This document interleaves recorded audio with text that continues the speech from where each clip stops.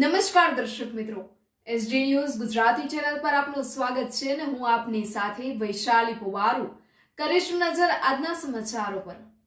સંતરામપુરથી સંતરામપુર શહેરના સમસ્ત મુસ્લિમ સમાજ દ્વારા પહલગામમાં થયેલા આતંકી હુમલાની ગંભીર નિંદા વ્યક્ત કરી જુમ્માની નમાઝ બાદ વિરોધ પ્રદર્શન કરવામાં આવ્યું હતું।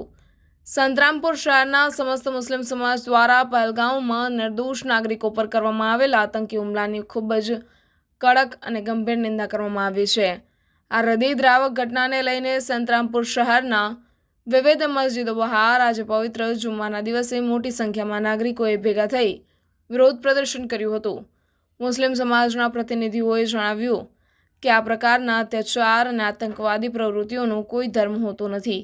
આતંકવાદ માનવતા વિરુદ્ધ અપરાધ છે અને સમગ્ર સમાજ એના વિરુદ્ધ એકતાથી ઊભો રહેવો જોઈએ।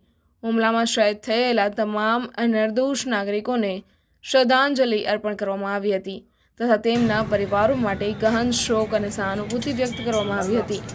અંતે સમગ્ર મુસ્લિમ સમાજ દ્વારા શાંતિ, સદભાવના અને ભાઈચારા જાળવી રાખવાની અપીલ પણ કરવામાં આવી છે।